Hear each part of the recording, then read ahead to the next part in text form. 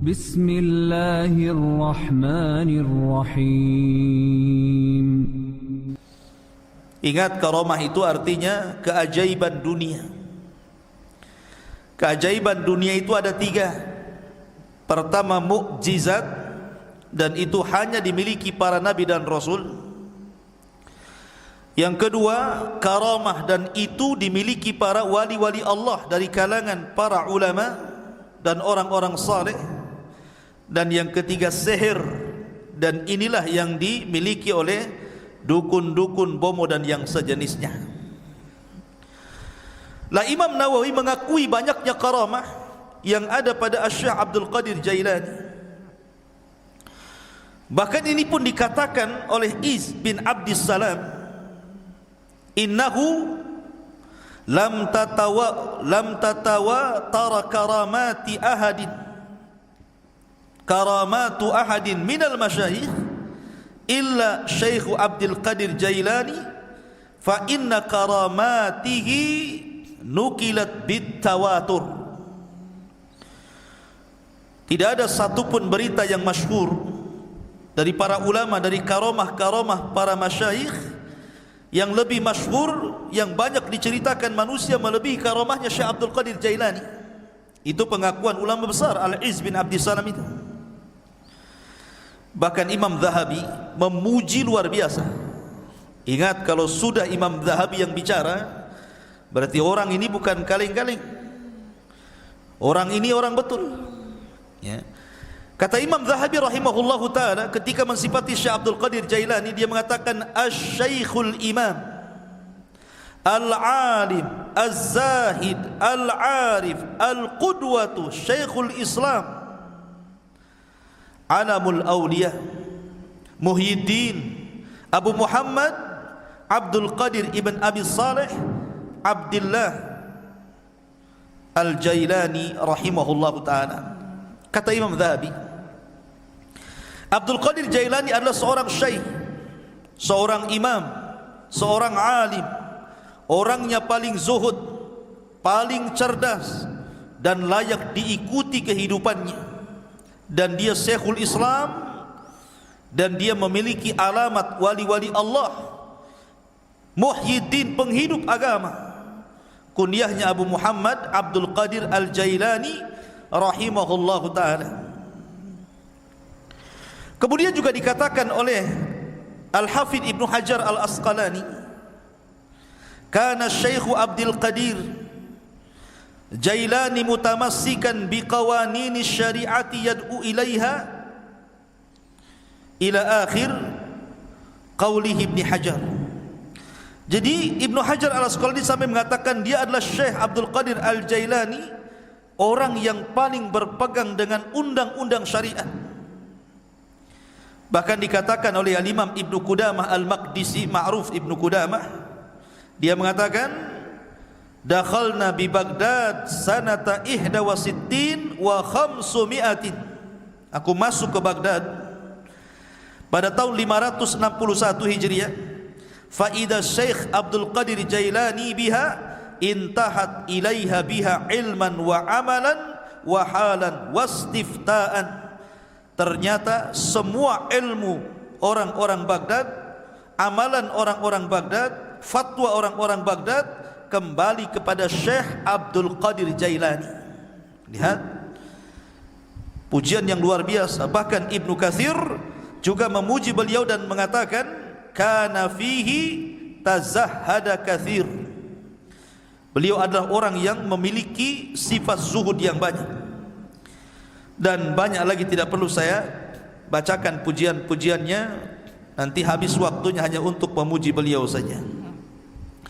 Taib, kita masuk dalam beberapa kisah yang menakjubkan dari Al-Imam Abdul Qadir Al-Jailani rahimahullahu ta'ala.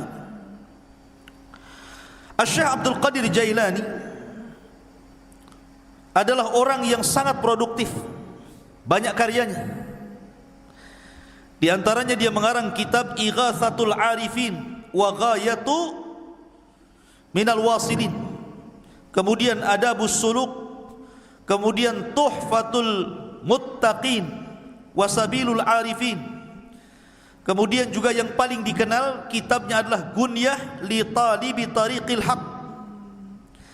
Kemudian juga yang paling dikenal kitabnya adalah Futuhul Ghaibi. Kemudian juga Fathur Rabbani. Fathur Rabbani ma'ruf. Kemudian juga kitabnya At-Tariqu Ilallah. Dan banyak lagi kitab-kitab beliau. Artinya beliau memang produktif, banyak karyanya, luar biasa.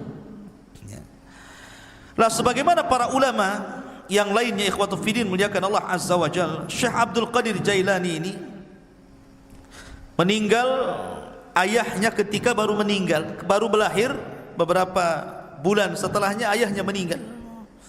Artinya Syekh Abdul Qadir Jailani ini yatim.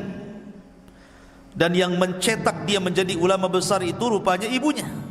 Sering saya ulang-ulang, banyak para ulama dunia yang mencetak ulama siapa? Ibu-ibunya. Imam Syafi'i dicetak ibunya. Imam Ahmad yang cetak ibunya. Termasuk juga Syekh Abdul Qadir Jailani yang mencetak menjadi ulama besar adalah ibunya. Karena dia terlahir yatim. Ibunya adalah wanita yang sangat salihah. Dan nasabnya saya katakan tadi sampai kepada Husain ibn Ali. Artinya dia seorang Husainiyah, wanita dari ahli bait, keturunan Husain ibn Ali ibn Abi Talib radhiyallahu anhu. Lah Syekh Abdul Qadir Jailani ini lahir di Jailan. Jailan ini kalau sekarang mungkin ada satu daerah di Iran. Di Iran ada tempat namanya Jailan. Maka Syekh Abdul Qadir Jailani dinisbahkan kepada daerah kelahirannya Jailan. Maka disebut Abdul Qadir Jailani karena dia orang Jailan, dan Jailan itu satu kota kecil yang ada di Iran ketika itu. Dan itu bukan kota para ulama. Jailan itu bukan kota para ulama, sehingga Syekh Abdul Qadir Jailani tidak puas belajar di Jailan karena itu bukan kota para ulama. Maka sebagaimana umumnya para ulama, dia pun rihlah li talabul ilmi, berangkatlah dia dari Jailan menuju Baghdad. Dan Baghdad kala itu adalah kota para ulama. Terlahir ulama-ulama dunia, ma'ruf Baghdad itu. Ya. Tetapi sayang ketika diserang oleh Tatar, tentara Mongolia, maka tentara Tatar banyak membakar kitab-kitab para ulama sehingga banyak yang hilang sampai hari ini. Keganasan Mongolia ketika menyerang Tatar di zaman Syekhul Islam Ibnu Taimiyah rahimahullahu taala. Walaupun ketika Abdul Qadir Jailani hidup di zaman Khalifah Abbasiyah, dan ketika itu memang kondisinya sangat memprihatinkan karena banyak terjadi huru peperangan di mana orang-orang Antokiyah, orang-orang Salibi itu, orang-orang Nasrani menyerang kaum muslimin dan ribuan kaum muslimin banyak meninggal dunia. Memang banyak kekacauan di zaman itu. Tetapi walaupun demikian, Baghdad itu masih negara atau kota yang sangat dicintai para thalabatul ilmi karena masih banyak ulama yang hidup di situ. Salah satunya adalah tujuan safarnya Syekh Abdul Qadir Al-Jailani rahimahullahu taala ketika usianya 18 tahun, kemudian dia safar dari Jailan menuju Baghdad, dan dia belajar di rantau selama 33 tahun baru pulang. Ya. Anda bisa bayangkan, besar-besar di jalan tuh, tua-tua di jalan ya. 33 tahun. Coba bayangkan, ini pondok Jabal Uhud nih, tiap minggu dijenguk. Kadang-kadang minta pulang. Ini Syekh Abdul Qadir Jailani 33 tahun dia enggak dijenguk sama ibunya.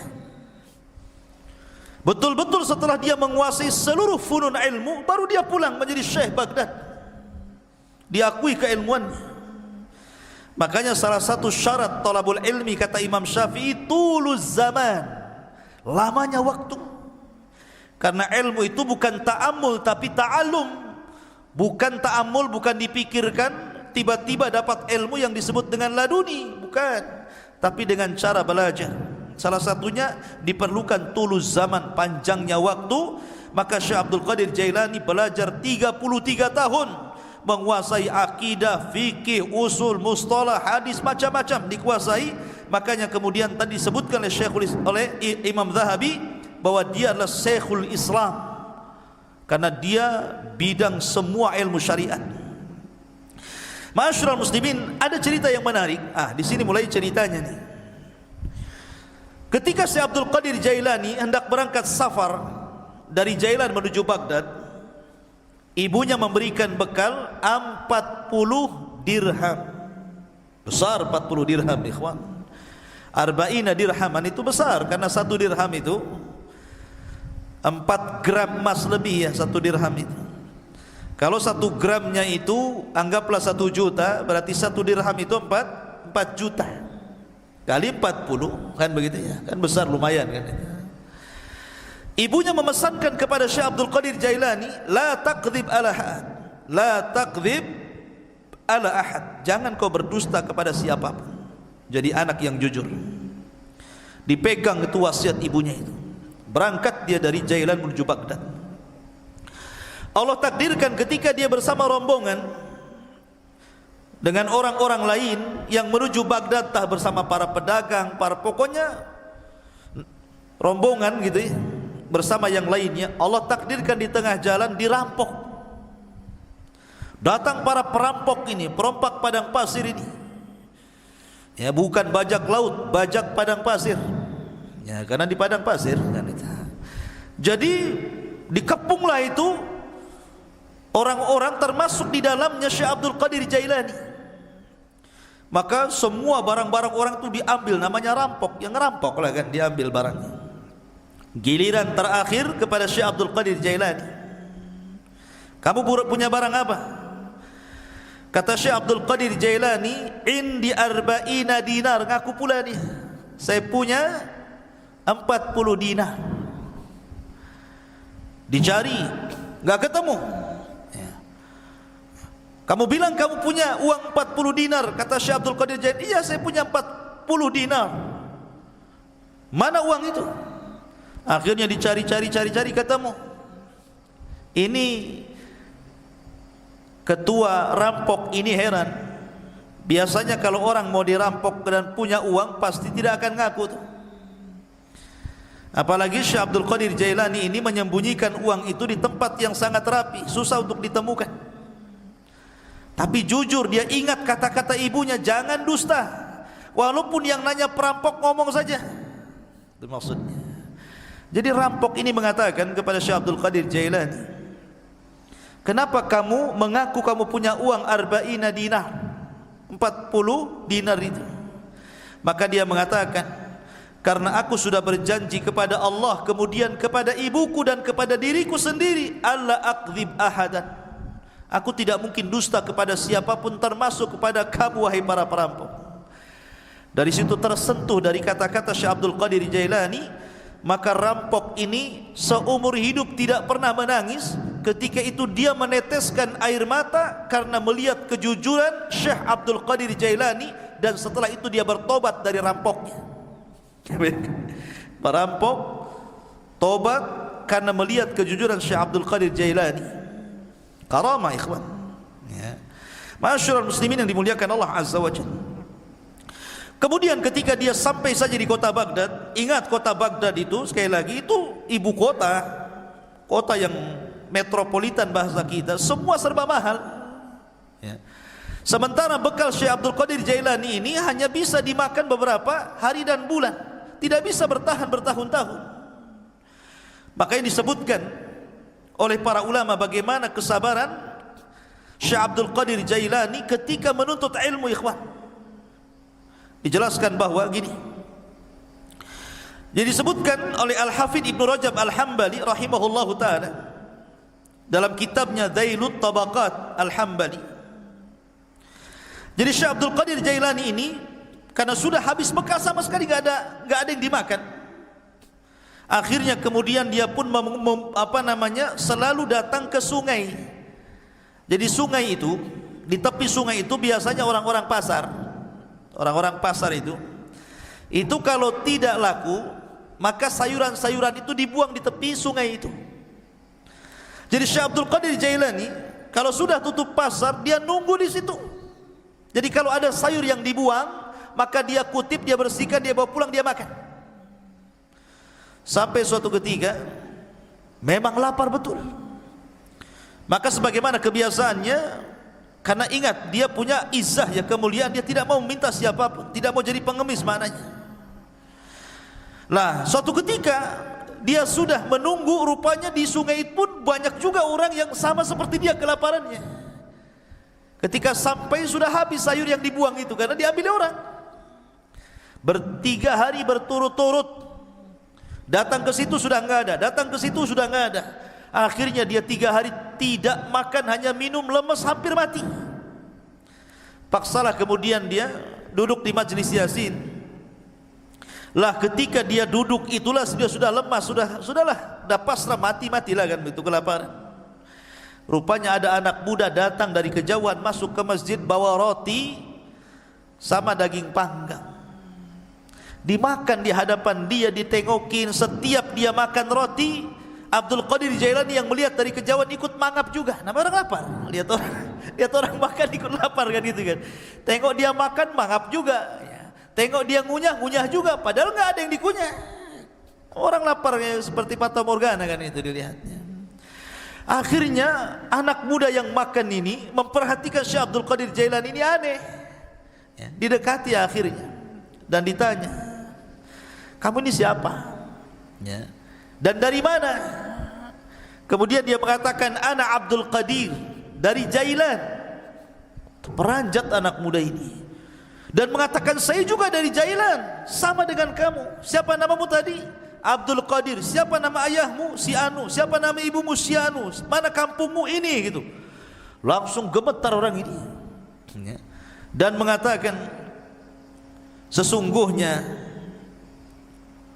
ibumu itu menitipkan uang kepadaku untuk dihantar kepadamu dan beberapa roti.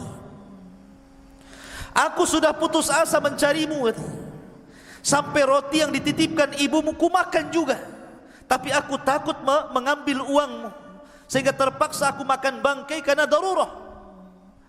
Rupanya Allah takdirkan saya ketemu di masjid ini dengan kamu, wahai Abdul Qadir. Ini uang yang dititipkan ibumu kepadaku, ambillah. Tolong ikhlaskan roti yang dititipkan ibumu yang sudah kumakan. Ya. Lihat bagaimana kondisi Syekh Abdul Qadir Jailani. Ini thalabul ilmi namanya ya, kelaparan gitu. Mana ada di Jabal Uhud kelaparan, yang ada dibuang-buang. Enggak habis lauknya masih banyak kan itu. Ya, kenapa? Udah makan nambah lagi di warung. Thalabul ilmi sekarang dipenuhi makanan, bukan dipenuhi ilmu. Di lemarinya bukan kitab, Indomie. Ma'asyiral muslimin yang dimuliakan Allah Azza wa Jalla. Jadi begitulah Syekh Abdul Qadir Jailani rahimahullahu taala, kesabaran dalam menuntut ilmu. Ada kisah yang menarik juga ya kawan.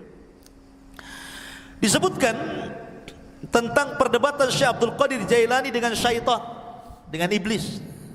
Debat dengan syaitan. Ya. Dan itu disebutkan oleh Syekhul Islam Ibnu Taimiyah rahimahullahu taala dan dikatakan oleh Syekh Shalih Al Fauzan hafizahullahu taala, ini menunjukkan bagaimana kecerdasan fikihnya Abdul Qadir Jailani. Sampai Syekh Shalih Al Fauzan hafizahullahu taala mengatakan, ini menunjukkan kecerdasan fikihnya Syekh Abdul Qadir Jailani ketika berbantah dengan syaitan. Bagaimana kisahnya? Dijelaskan suatu ketika beliau mengatakan, saya sedang safar dan ketika itu cuaca sangat panas sekali. Ala harri fi ba'dil asfar, panas sekali. Tiba-tiba ketika panas terik gitu kan, karena matahari memancar luar biasa, tiba-tiba ada awan. Awan itu menaungi kepalaku, menghalangi antara terik matahari dengan kepalaku. Dari situlah tiba-tiba dari awan hitam yang menaungi diriku, kata Syekh Abdul Qadir Jailani, nada munadin, tiba-tiba ada yang menyeru dari langit sana, ada yang menyeru dan mengatakan, ya Abdul Qadir, ana rabbuk. Wahai Abdul Qadir Jailani, saya adalah Rabbmu. Maka Syekh Abdul Qadir Jailani rafa'a ra'sah, melihat ke langit dan mengatakan, antallah, la ilaha illahu, apakah engkau adalah Allah yang tidak ada sembahan berhak disembah kecuali Dia?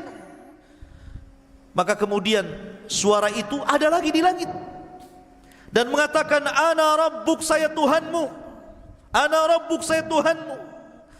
Syekh Abdul Qadir Jailani mendengarkan sampai akhirnya, setelah dia mengatakan ana rabbuk wa qad ahlaltu laka ma haramtu alaika ya Abdul Qadir, saya Tuhan wahai Abdul Qadir, aku telah halalkan yang sebelumnya kuharamkan kepadamu. Maknanya semua manusia haram melakukan ini, kau halal. Semua manusia haram memakan khamar, kau halal. Semua haram berzina, kau halal. Pokoknya seperti itu. Tiba-tiba Syekh Abdul Qadir Jailani mendengar kata-kata, aku sudah menghalalkan kepadamu yang diharamkan aku kepada selainmu. Maka dia mengatakan, kadzabta ya aduwallah, kadzabta ya aduwallah, dusta engkau wahai musuh Allah, bal anta syaitan, engkau bukan Tuhan, engkau adalah syaitan. Fatamazzaqat tilkas sahab, tiba-tiba awan hitam itu langsung berpecah, menyebar, ya. Lah dari situlah tiba-tiba kemudian muncul lagi suara dan mengatakan, ya Abdul Qadir, najauta minni bifiqhika fi dini, wahai Abdul Qadir, engkau sudah selamat, ya. Najauta minni, engkau selamat dariku dengan kecerdasan fikihmu dalam agamamu. Laqad fatantu bihadal hilah qablaka sab'ina rajulan, sungguh sebelum itu, kata syaitan, aku sudah menguji 70 orang semisal kamu dari kalangan para ulama, kalangan zuhad, dan mereka terkena fitnahku kecuali kamu, katanya, ya. Lihat bagaimana Syekh Abdul Qadir Jailani mengatakan apa? Tidak mungkin. Kenapa? Kenapa Syekh Abdul Qadir Jailani mengatakan kadzabta, dusta kamu? Karena kata Syekh Abdul Qadir Jailani, ketika ditanya, maka dia mengatakan, araftu annahu syaitan. Kenapa aku tahu dia syaitan?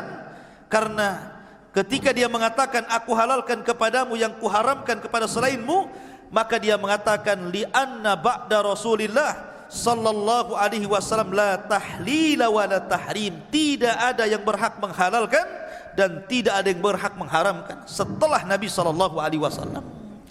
Bagaimana mungkin kalau kemudian dalam dunia tarekat, ya, di mana orang itu kalau sudah tingkatan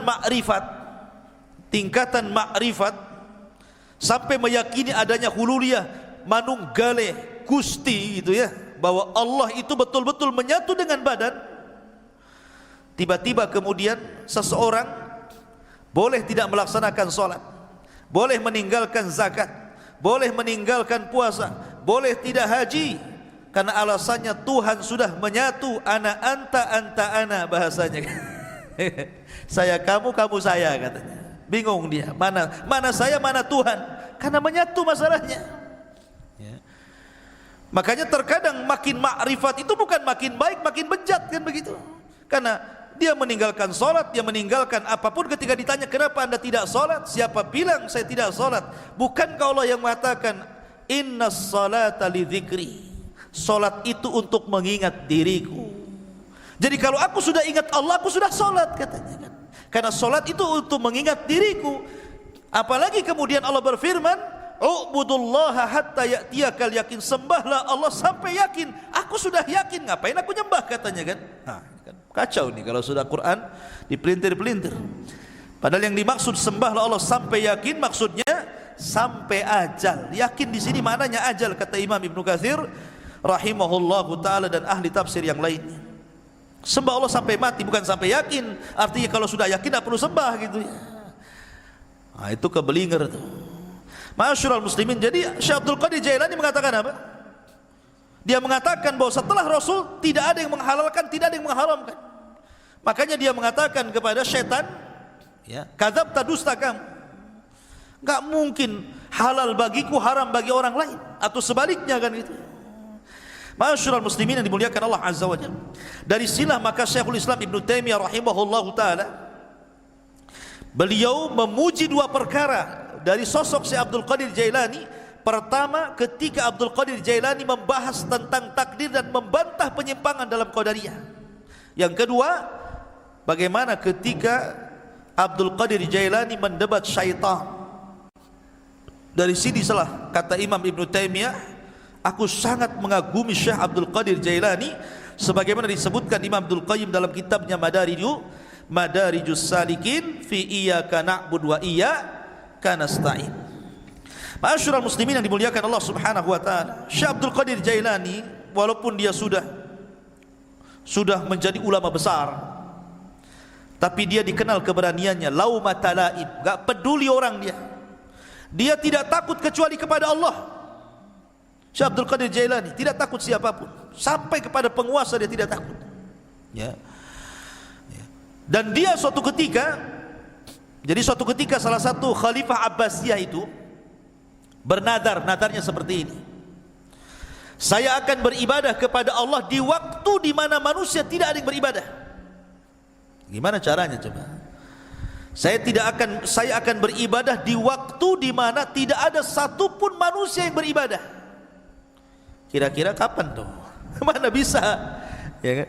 Satu dunia ini manusia pasti ada yang beribadah kan begitu ya? Enggak di sini ya di sana, enggak di sana di sana kan gitu ya. Kapan waktunya coba? Mana kita tahu sampai bernadar seperti itu, saya akan beribadah di waktu manusia tidak ada yang beribadah. Mustahil. Ya. Karena setiap detik, setiap menit itu pasti ada orang beribadah di mana-mana. Entah di sini tidak ada, di sana ada, di sana tidak ada, di sana lagi ada. Di Indonesia tidak ada, di Mekah ada, di Mekah tidak ada, di Yaman ada, kan begitu. Sulit kita ini kemudian menentukan waktu di mana manusia tidak beribadah, dia beribadah. Akhirnya para ulama di zaman itu berkumpul memberikan fatwa bahwa khalifah harus bayar kafarah, karena mustahil beribadah di waktu di mana manusia tidak beribadah. Khalifah harus bayar kafarah, kafaratul yamin, puasa 3 hari berturut-turut atau memberi makan 10 fakir miskin. Tiba-tiba Syekh Abdul Qadir Jailani mengatakan, tidak ya, kamu harus tetap beribadah di mana manusia tidak ada satupun yang beribadah dengan ibadah yang sama dengan kamu. Kata khalifah bingung, kenapa Syekh Abdul Qadir Jailani memfatwakan seperti itu? Yang lain mengatakan bayar kafarah, dia pula kau harus tetap melaksanakannya. Kata khalifah, lalu ibadah apa itu? Kalau saya solat hari ini, di sana sudah ada orang solat. Kalau saya puasa hari ini, di sana sudah ada orang berpuasa. Kalau saya umpamanya sedekah hari ini, di sana ada orang sedekah. Ibadah yang mana yang tidak bisa kemudian sama waktunya dengan orang lain? Katanya, Syekh Abdul Qadir Jailani, kau harus berangkat ke Mekah, kau umrah. Setelah kau umrah, kamu harus menyempatkan untuk tawaf di saat manusia tidak ada yang tawaf di situ. Ya. Akhirnya dia pun betul-betul umrah. Kemudian dia mendapatkan waktu di mana tidak ada satupun orang yang tawaf. Disitulah dia tawaf. Ya. Kalau kemarin pas ya Ka'bah lagi kosong corona ya, nggak ada orang tawaf gitu ya. Ya. Tapi yang jelas bahwa dari peristiwa ini terkenalah nama Syekh Abdul Qadir Jailani.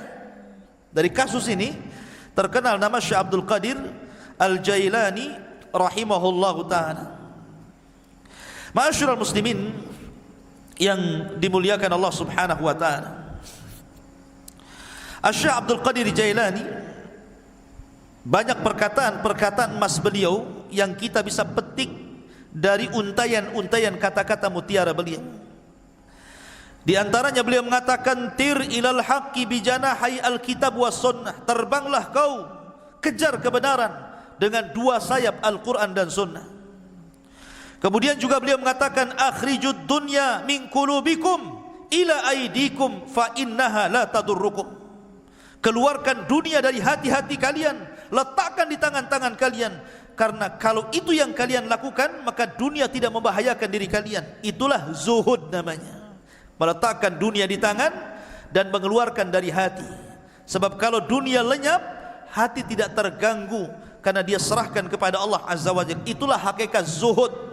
Walaupun dia kaya, selama kekayaan berada di tangan, hatinya diserahkan kepada Allah. Walaupun harta harus hilang, maka hati tidak mungkin terpikirkan dengan hilangnya harta. Kemudian beliau mengatakan, la tadlimu ahadan walau bisu'i dhannikum fa inna rabbakum la yujawizu dzulma zalimin. Jangan kalian menzalimi siapapun walaupun dengan suudzon, karena Rabb kalian tidak mungkin melewatkan kezaliman orang yang zalim. Orang zalim itu terbatas, ya. Tidak mungkin kalau dia menzalimi kemudian betul-betul kita ini mendapatkan kecelakaan sesuai kehendaknya, tidak. Karena kezaliman yang dia lakukan pun sudah dicatat di Lauhil Mahfuz. Bahkan dalam khutbahnya beliau mengatakan, ayyuhan nas, wahai manusia, ya ibna Adam, wahai anak Adam, ish ma syi'ta fid dunya fa innal mauta sayatik. Hiduplah kamu di dunia sesukamu, karena kematian akan mendatangi kamu. Wa ahbib dunya mastata' fa innaka satufariqaha. Cintai dunia sekehendakmu, karena dunia pasti akan meninggalkan kamu. Wa'mal mastata'ta fa innallaha bi amalika sayuzik. Beramalah semampu kamu, karena sungguhnya Allah dengan amalanmu akan membalas seluruh amalan. Dan banyak kisah-kisah yang menarik, tetapi kalau kita melihat Syekh Abdul Qadir Jailani ini, ikhwan, dia seorang ulama Hambali. Ingat, seorang ulama Hambali. Memang dia itu punya kelebihan, kalau dia berceramah, memang dia seorang orator. Orang itu mudah menangis apabila mendengar kata-kata Syekh Abdul Qadir Jailani. Makanya kalau dia membuka majlis ilmu, majlis taklim itu, yang datang ngaji setiap kali menyampaikan kajian 70,000 rajulin, 70,000 talabatul ilmi, 70,000 para talabatul ilmi itu numplak di masjidnya itu. Coba bayangkan, sekali kajian tuh. Kalau di musim corona ya nggak ada yang ngaji, ya kan? Walaupun tidak di musim corona, siapa kecuali tabligh akbar lah ya, bukan kajian rutin. Kalau kajian rutin berapa orang aja kan itu. Ini setiap ngaji 70,000 numplak di situ, coba bayangkan. Kan ulama luar biasa. Ya, makanya kemudian terlahir para ulama dari Syekh Abdul Qadir Jailani. Dan banyak para ulama sezaman dia mengambil akhlaknya, mengambil petuahnya, dan dia pun melahirkan ulama-ulama dunia setelahnya. Tetapi para pengikut setelahnya sampai hari ini banyak yang gulu ekstrim, melampaui batas, bahkan memuji Syekh Abdul Qadir Jailani melebihi kapasitas dia sebagai manusia. Bahkan ada yang sampai menuhankan, naudzubillah, ya, sampai menuhankan Syekh Abdul Qadir Jailani. Dia manusia, dia ulama, sama dengan ulama-ulama yang lainnya, karyanya banyak. Terkadang orang-orang yang mengkultuskan Syekh Abdul Qadir Jailani, dia sendiri tidak paham siapa Abdul Qadir Jailani, bagaimana karya-karyanya, bagaimana pengetahuannya, bagaimana pendapat-pendapat dia seputar sholat, seputar zakat, seputar puasa, muamalah. Kadang nggak paham, ya. Dia hanya terbawa cerita orang, terkadang cerita khurafat-khurafat yang ditimbulkan, yang tidak ada sanad kepada beliau, akhirnya mengkultuskan dan sampai menuhankan, naudzubillah. Ingat bahwa manusia tetaplah manusia. Kita hargai dia seorang ulama besar, ulama hadis, ulama tafsir, ulama fikih, sama dengan ulama-ulama yang lainnya, ya. Dan kita mendoakan rahimahullah, semoga Allah merahmati Syekh Abdul Qadir Al-Jailani. Apalagi nasab beliau memang dua-duanya keturunan Hasan dan Husain, dari jalur bapaknya Hasan dan dari jalur ibunya adalah Husain. Dan kita tidak menafikan banyaknya karamah dari Syekh Abdul Qadir Jailani. Dan sekali lagi bahwa beliau sangat terpengaruh dengan pemahaman Al-Imam Abu Hamid Al-Ghazali. Ini kisahnya juga sangat menarik. InsyaAllah nanti kita akan kisahkan beliau.